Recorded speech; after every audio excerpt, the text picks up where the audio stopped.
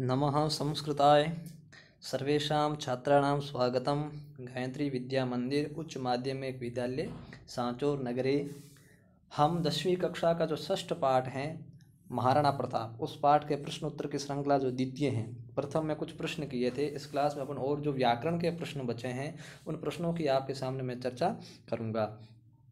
पहला प्रश्न है अधोलिखितेषु शब्द विभक्ति वचनानाम निर्देशम कुरुत। इससे पहले जो प्रश्न था उसमें आपने किसका प्रयोग किया था? जो धातु दे रखे हैं उसमें कौन सा धातु है, कौन सा लकार है, कौन सा पुरुष है और कौन सा वचन है, इस प्रकार की आपने चर्चा की थी। लेकिन इसमें आप में जो पद दे रखे हैं उन पदों में कौन सा शब्द है, कौन सी विभक्ति है और कौन सा वचन है, इसकी आप चर्चा करोगे। परंपराया के अंदर परंपरा शब्द है, षष्ठी विभक्ति का एक वचन में आपका रूप कौन सा बनता है? परंपरा। उसी प्रकार आत्महत्या का इसमें आत्महत्या से पहले यूनाम शब्द है, यूनाम। इसमें देखो युवन शब्द है, कौन सा शब्द है? युवन शब्द है। और ये एक विभक्ति है, कौन सी आप जानते हो? षष्ठी विभक्ति। षष्ठी विभक्ति के एक वचन में कौन सा रूप बनता है? यूनाम रूप बनता है। युवन शब्द है, षष्ठी विभक्ति है और एक वचन में रूप बनता है यूनाम। अगला है आत्महत्या। इसका जो मूल शब्द है वो है आत्माहुति। हरि शब्द जैसे बनता है ना, हरि, उसी प्रकार आत्माहुति मति की तरह चलता है। मत्या तृतीया के एक वचन में क्या बनता है? विभक्ति कौन सी है?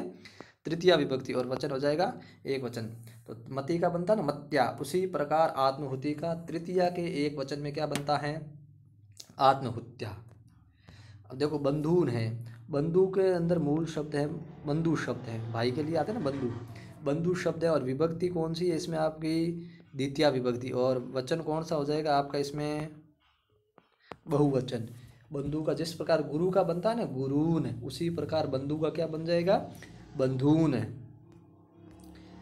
कर्तव्यात के अंदर मूल शब्द है आपका कौन सा? कर्तव्य शब्द है। कौन सा शब्द है? कर्तव्य। और विभक्ति हो जाएगी आपकी इसमें कौन सी? पंचमी। और वचन हो जाएगा एक वचन। जिस प्रकार राम का बनता है रामात, श्याम का बनता है श्यामात, मोहन का बनता है मोहनात, उसी प्रकार कर्तव्य का बन जाएगा कर्तव्यात। अगला है श्रेष्ठी। श्रेष्ठी के अंदर थोड़ा सा ध्यान दोगे आप, इसका जो मूल शब्द है वो श्रेष्ठिन है। क्या शब्द है? श्रेष्ठिन है। और वचन कौन सा है आपका इसमें? विभक्ति कौन सी हो जाएगी? प्रथमा। और वचन भी कौन, ध्यान रखना, सेम वही है। कौन सा? एक वचन में बन जाता है सृष्टि। जैसे राजन शब्द है, राजन से क्या बनता है? राजा। राजन में भी ने का लोप होकर के ई को स्वर है उसको दीर्घ राजा बनता है। उसी प्रकार सृष्टि में भी ने का लोप होकर के पूर्व स्वर को दीर्घ होकर के सृष्टि बनता है। तो आपके देखो इसमें विभक्ति प्रथमा है और वचन कौन सा है? एक वचन है। अगला है कलाया। कलाया के अंदर ध्यान रखना कला शब्द है। कौन सा शब्द है? कला शब्द। विभक्ति आप मेरे से पूछो तो एक इसमें पंचमी में भी कलाया बनता है और षष्ठी में भी क्या बनता है? कलाया। दोनों का वचन कौन सा? दोनों का एक वचन। तो ध्यान रखना कला शब्द का पंचमी का एक वचन भी कलाया बनता है और षष्ठी का एक वचन भी कलाया निष्पन्न शब्द होता है। आगे हैं भारतवासीन है। भारतवासी ने भी मूल शब्द है भारतवासीन। क्या है? भारतवासीन शब्द है। मूल शब्द क्या है? भारतवासित। इसमें विभक्ति आप भी हो जाएगी प्रथमा विभक्ति। अगर आप मेरे से वचन पूछोगे तो वचन हो जाता है इसमें बहुवचन। भारतवासीन का बहुवचन में भारतवासीनः, इस प्रकार शब्द बनता है। भारतवासी, भारतवासीनौ, भारतवासीनः, इसके रूप चलते हैं। सेनया। सेनया में मूल शब्द है सेना। क्या शब्द है? सेना। सेना का तृतीया, कौन सी विभक्ति? तृतीया। विभक्ति का वचन कौन सा? एक वचन में बनता सेनया। जिस प्रकार रमा का बनता है रमया। देखो सेना शब्द आकारांत शब्द है, अंत में क्या है? आ है। तो विद्या की तरह विद्या, मालया, इस प्रकार सेना से भी बन जाएगा सेनया। कक्षा का है तो कक्षया शब्द बनेंगे। अगला प्रश्न है आपका कि निम्नलिखितेषु प्रकृति प्रत्ययो निर्देशम कुरुत। नीचे लिखे गए जितने भी जो पद हैं उनमें कौन सी प्रकृति है और कौन सा प्रत्यय है उसका आपका क्या करना है? निर्देश करना है। प्रकृति का मतलब होता है जो मूल धातु है, मूल शब्द होता है उसको प्रकृति कहा जाता है। और प्रकृति के बाद में जिसका प्रयोग किया जाता है उसको क्या कहते हैं? प्रत्यय कहते हैं। मैं ये भी कह सकता हूँ जो आपका प्रत्यय होता है वो प्रत्यय जिससे होता है, ये आपका प्रत्यय जिस किसी से होगा उसको ही अपन क्या कहेंगे, प्रकृति कहते हैं। जैसे मान लो मैं रामः मैं रामधन सु कहता हूँ, तो सु प्रत्यय किससे हुआ है, राम शब्द से हुआ है, तो राम शब्द आपका क्या हुआ, प्रकृति हुआ। अब देखो इसमें क्या है, अलम कृत्य में तो हो गया अलम क्री धातु, अलम पूर्वक क्री धातु से लेप प्रत्यय करने पर क्या हो जाता है, अलम कृत्य।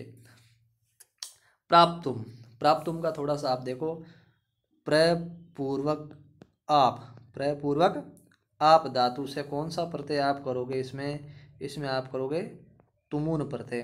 तुमुन प्रत्यय करने से कौन सा बनता है, प्राप्तुम। क्री धातु से तुमुन प्रत्यय करते हैं तो कर्तुम बनता है, गम धातु से करते हैं तो गंतुम बनता है, खाद धातु से करते हैं तो खादितुम बनता है। उसी प्रकार गृहीतानि क्या है, गृहीतानि, गृहीताई के अंदर आपका धातु कौन सा है, गृह धातु है। कौन सा धातु है, गृह धातु। और प्रत्यय आपका कौन सा है, भूतकाल अर्थ में त प्रत्यय होता है। दो प्रत्यय होते हैं, त और कतवतु, ये दोनों प्रत्यय हमेशा भूतकाल अर्थ में होते हैं। तो गृहित शब्द बनता है, लेकिन बहुवचन में गृहीतम, गृहीते, गृहीतानि, इस प्रकार रूप, ये बहुवचन का रूप लिया है, लेकिन इसमें प्रत्यय कौन सा है आपका, त प्रत्यय है। अगला आपका पद इसमें दिया है आकारितवान। इसमें थोड़ा सा ध्यान रखना, आपूर्वक क्री धातु है लेकिन कारितवान बना है, इसका मतलब एक विशेष और प्रत्यय इसमें होता है जिसका नाम है णिच प्रत्यय। ये प्रयोजक और प्रयोजन करता होते हैं ना, वहाँ पर णिच प्रत्यय होता है। एक तो करता है तब तो सामान्य क्री धातु का प्रयोग करते हैं, लेकिन अपन कहते हैं वो करवाता है। मान लो जो पहले प्रयोजन है वो प्रयोजक बन जाता है, वो कहता कर, जैसे मान लो एक है तो पढ़ता है तो पठती, लेकिन एक पढ़ाता है तो वहाँ पर निच प्रत्यय लगता है, तो वहाँ पर पठती नहीं आएगा, वहाँ पर आ जाएगा पाठयति। इस प्रकार शब्दों का प्रयोग करते हैं ना, तो वहाँ पर भी निच प्रत्यय होता है। तो यहाँ पर आपूर्वक क्री धातु है और वान आया है, इसका मतलब इसमें भी प्रत्यय कौन सा है आपका, कतवतु प्रत्यय। देखो दो प्रत्यय मैंने बताया था, एक तो कत प्रत्यय और एक कतवतु प्रत्यय। ये प्रत्यय हमेशा आपका किस काल में होता है, ये भूतकाल में। इसका मतलब आकारितवान का मतलब होता है उसने किया, ये अर्थ होगा इसका। अगला आपका पद है, इसने दिया विधाय। क्या है, विधाय। विधाय में भी क्या सेम है, वी पूर्वक धा धातु, वी पूर्वक धा धातु। ध्यान रखना हमेशा, हमेशा जिस धातु से पहले अगर आपको उपसर्ग दिखे, क्या दिखे, उपसर्ग, और बाद में यह दिखे हमेशा, तो समझ जाना उसमें कौन सा प्रत्यय है आपका, ल्यप प्रत्यय। धातु से पहले कभी भी आपको उपसर्ग दिखे और बाद में यह दिखे तो समझ जाना उसमें आपका प्रत्यय भी कौन सा है, ल्यप प्रत्यय है। अगला है जाताह। जाताह वही कत प्रत्यय से बनता है, जन धातु है और प्रत्यय कौन सा आपका, त प्रत्यय से मिलकर के आपका जाता शब्द बनता है। अगला देखो आप, कृतवान। कृतवान के अंदर आपकी धातु कौन सी है, क्री धातु है, और वान आया है लास्ट में, तो वही प्रत्यय कौन सा, कतवतु प्रत्यय। क्री धातु से कतवतु, कृतवान। अगर निच प्रत्यय लगाऊं तो कारितवान। इस प्रकार बनते हैं। अधिरूढ़वान। अधिरूढ़ में थोड़ा सा ध्यान रखना, इसमें पूर्वक तो क्या है, अधि है, लेकिन यहाँ पर जो धातु है ना वो रू है धातु है। कौन सी धातु है, रू है धातु। और रू है धातु से कौन सा प्रत्यय करते हैं अपन, त प्रत्यय करते हैं भूतकाल अर्थ में, तब आपका रूप बनता है अधिरूढ़, आसीन हुए, इस प्रकार अर्थ लेंगे इसमें। अगला देखो आप, अगला प्रश्न है इसका आपका, अधोलिखित पदानाम समास विग्रहम प्रदर्श्य समास नाम उल्लेखम कुरुते। यहाँ पर पद दे रखे हैं, उन पदों में आपको समास विग्रह करना है और समास का नाम भी बताना है। तो देखो पहला है उत्सर्ग परंपराया। उत्सर्ग परंपरा का मतलब होता है उत्सर्ग की परंपरा, त्याग की परंपरा। षष्ठी तत्पुरुष है। यहाँ पर देखो उत्सर्ग से षष्ठी विभक्ति हुई है, इससे अपन पता लगा लेते हैं कि इसमें विभक्ति कौन सी है। जैसे कुशल सेनानी, सेना कैसी है, कुशल है, तो यहाँ पर मैं लिख सकता हूँ कुशलः चासौ सेनानी। ऐसा व्यक्ति है जो सेनापति है, जो सेनापति भी कैसा, कुशल है, निपुण है। अब देखो या तो सेनानी है, सेनापति, सेनापति है कैसा, कुशल है, कैसा है, कुशल है। तो ये इसकी विशेषता बता रहा है, सेनापति की विशेषता कौन बता रहा है, कुशल बता रहा है। तो जहाँ पर विशेषता बताएं या विशेषण विशेष्य भाव आपको कहीं पर भी दिखाई दे तो समझ जाना उसमें आपका समास कौन सा है, कर्मधारय समास है। कौन सा समास है, क्रम। जहाँ पर भी विशेषण विशेष्य भाव आपको दिखे, कुशल है जो सेनानी, निपुण है जो सेनापति, तो इसमें आपका समास कौन सा हो जाएगा, कर्मधारय समास हो जाएगा। अगला देखो, परिस्थिति वशात, परिस्थिति के वश में, किसके वश में, परिस्थिति के वश में। तो आप इसका क्या बनाओगे, देखो परिस्थिति भी दो प्रकार से बनता है, यहाँ पर आप इसका बनाओगे परिस्थित्यावसात, ऐसे बनाओ आप।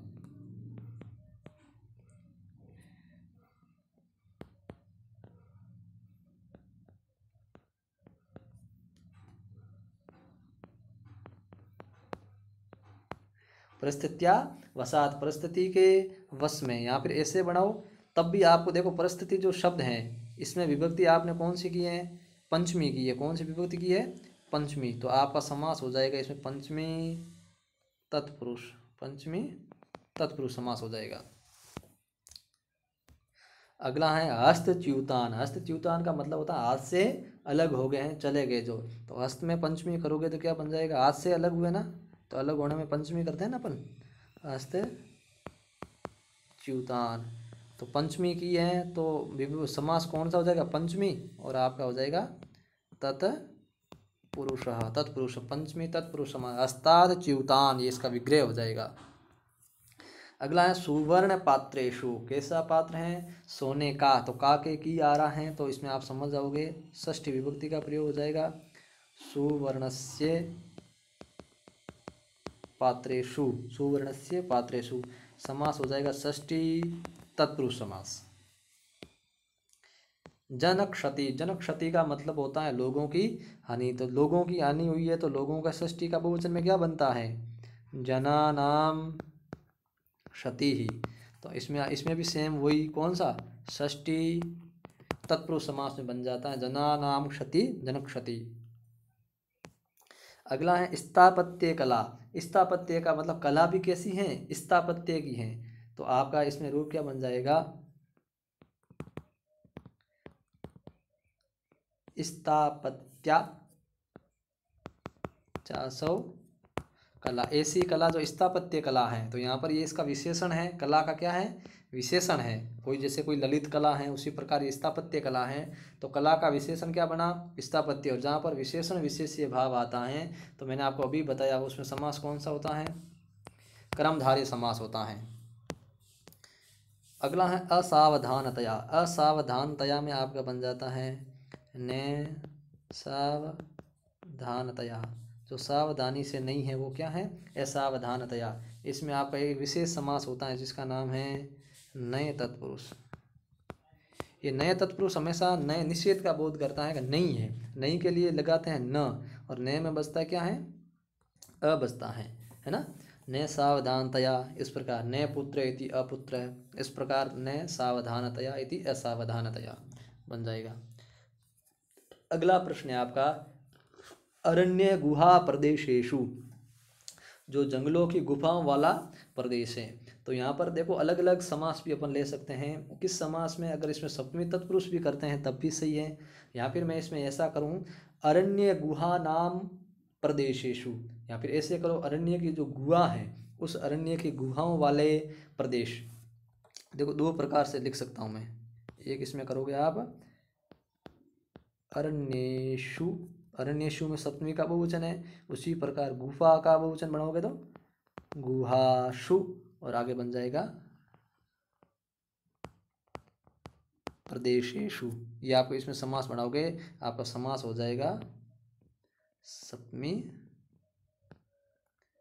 तत्पुरुष। सप्तमी तत्पुरुष से आपका सिद्ध हो जाएगा अरण्येषु गुहासु प्रदेशेषु च, दोनों ही बन जाएगा आपका। आगे देखो आप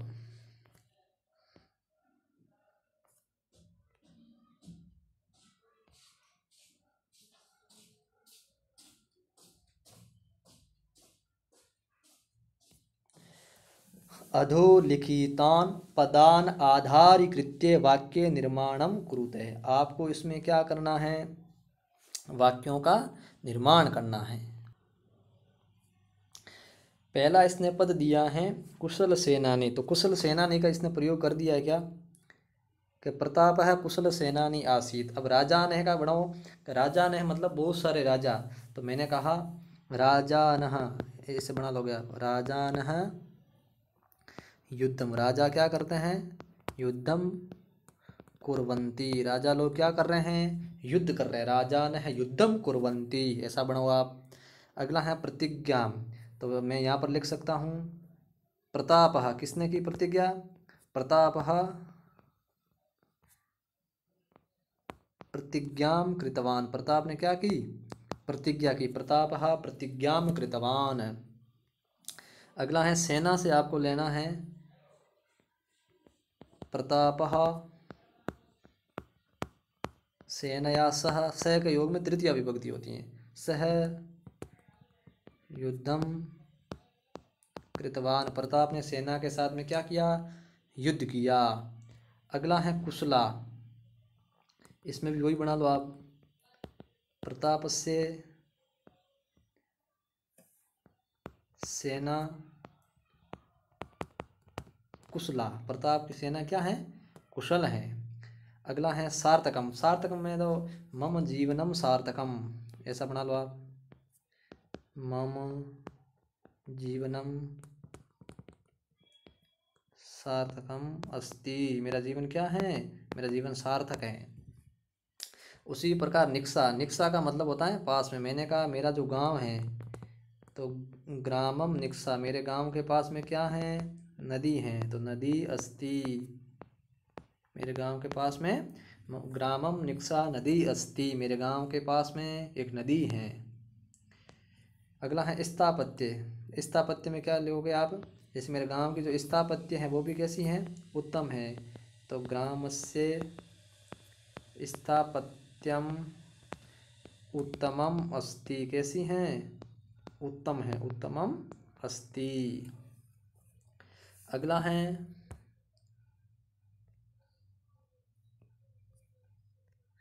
जननायक है, जननायक में क्या बना लोगे आप, अगर किसी का नाम लेते हो, जैसे मान लो मैं नरेंद्र मोदी का नाम लेता हूँ, तो नरेंद्र मोदी ही